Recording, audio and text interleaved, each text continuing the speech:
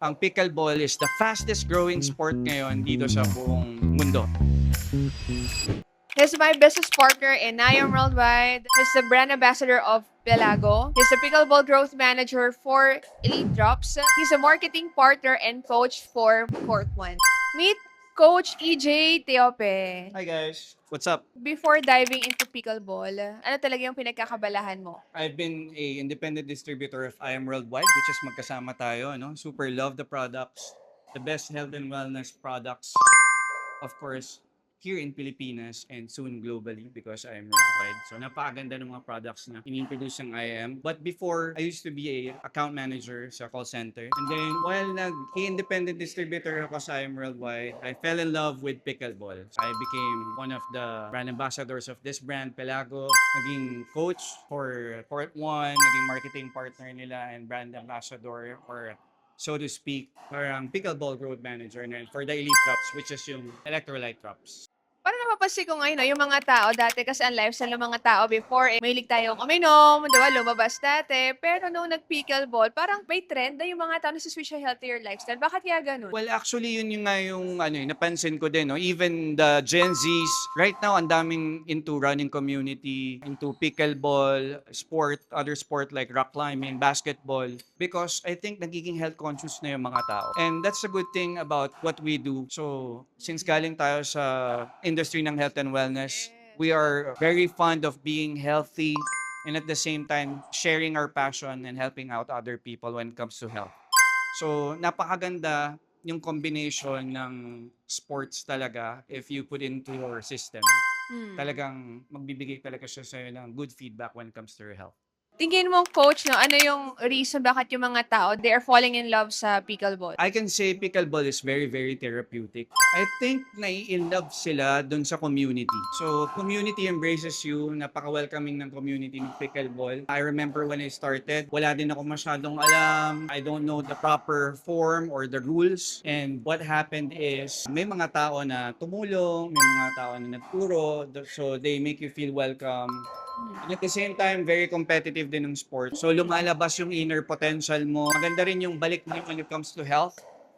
Because kung nagko-complete kayo ng 10,000 steps yung everyday, nako, sobrang kokota talaga kayo pag naglaro kayo ng pickleball. So far, ano yung naging benefit sa health mo and wellness nung nag-start ka mag-pickleball? Well, sobrang laki. Actually, nag-lose ako ng weight. Supposed to be, dapat hindi ako mag-lose ng weight. Para sa mga gustong mag-lose ng weight, mag-shed ng weight dyan, pickleball is perfect. If you guys want to be removed from that sedentary lifestyle na lagi kang nakaupo, yung mga nag-opisina, na nakaupo lang, nag-online, best is to move your body. Ang maganda sa pickleball, it's more on lateral movements lang. Hindi siya kailangan ng sobrang excessive na galawan. So, hindi siya super nakakapagod. And nakaka-enjoy siya kasi it's a sport that you can enjoy with your family and friends. You said a while ago na therapeutic for you ang pickleball. In what way siya naging therapeutic for you? Pagka stressed ka, you're anxious, the world is so noisy right now. Social media's there, the news and all that. So, yung pickleball, it gives you a relaxing vibe because of the community, number one. Pangalawa, you get healthier the more that you play. Pangatlo, is the good thing about this is yun nga, parang na-unleash mo yung potential mo that you were able to have that good push when it comes to the skills that you have sa isang racket sport. Ilang beses mo na ito nababanggit kanina. Yung common word is community. Bakit solid yung community sa pickleball? Solid yung community sa pickleball because you share one passion. You guys want to be healthy. You guys want to play competitively. And of course, yung sense of belongingness mo will always be there. Nakakatuwa dito sa pickleball, hindi lang it's all about palo and laro. Sometimes you go out with a different bunch of people na magiging kaibigan mo na. So yung mga kalaro ko lang, naging kaibigan ko na. Some of them became our business partners also in I Am Worldwide because they love the product. Some of them, I get to get drills with them or after namin mag-pickleball, kumakain kami, stuff like that. So, ang nakakatuwa kasi nagkakaroon ka ng bagong set of friends and family. Wow, so may mga namimit ka ng mga bagong tao. And you said, Mens, kasi kanina, naglaro ka lang, wala kang alam, then may community na nag-guide sa'yo.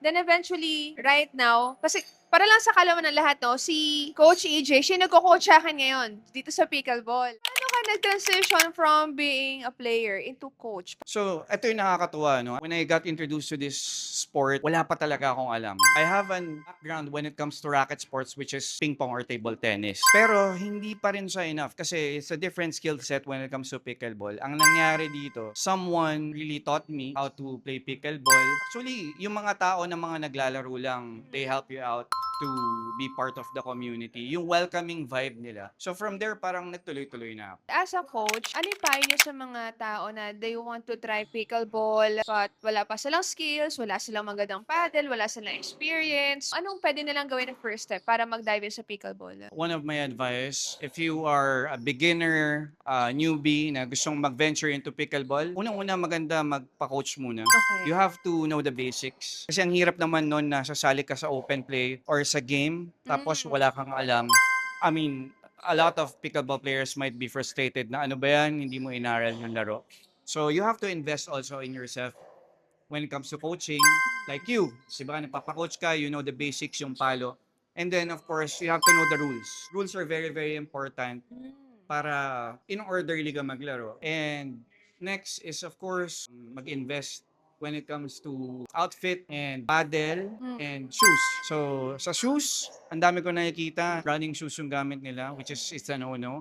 Importante, gamit mo at least court shoes, pickleball shoes, tennis, or basketball shoes kasi this is more on lateral movements lang. So, nung nakita nga kita, sabi ko, very good si Mentor T. Kasi, ang ganda ng shoes mo, it's perfect for the pickleball game talaga. So, yun lang siya. Tapos, of course, bring in your good and enthusiastic attitude and be willing to learn.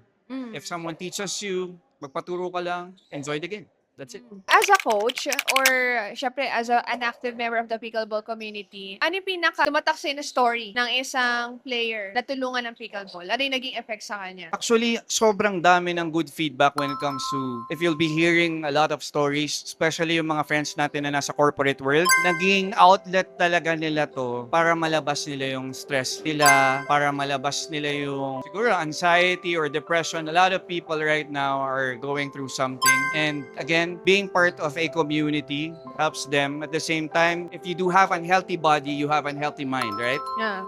So, ito nagbibigay siya ng good health when it comes to your body because you'll be doing a lot of movement. So, malaking tulong yun. And then, kaya gumaganda yung condition natin when it comes to thinking, when it comes to your mental health. A lot of people are doing this right now because of the community, the help that it gives out yung mga sarili nila. So yun yung nagpapabalik sa kanila, yung solid community, yung benefits sa health, and of course, syempre yung mga bagong tao na nakikilala. Yes. Yes. Okay. Na nagiging bagong set of friends. Okay. Yes, exactly. What do you think, Coach, no, yung vision nyo ng pickleball sa Philippines for the next 3 to 5 years, for the next generation? Ito napakagandang question yan, Mentor Tin, kasi ang pickleball is the fastest growing sport ngayon dito sa buong mundo. Actually, it's not just only for the Philippines, no? So, ang maganda dito is, here in the Philippines, sobrang dami ng courts, actually, na hindi nauubusan ng players because a lot of people wants to learn the sport. Tapos, worldwide, if you go to Vietnam, sobrang dami talaga ng court. Kaya, ang vision ko for pickleball this coming 5 years, napakaganda ng viewership, napakaganda ng interaction niya when it comes to people and the community is really growing right now. So, sa lahat ng gusto mag-pickleball, this is the perfect time to grow with the sport and the community.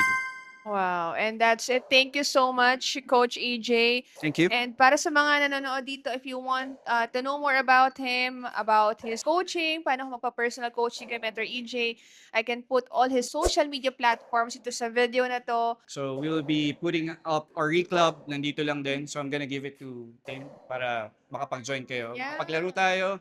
And if you guys need guide for coaching, just PM me. This is One Story of KP Universe. Thank you guys for watching. Follow, like, and subscribe.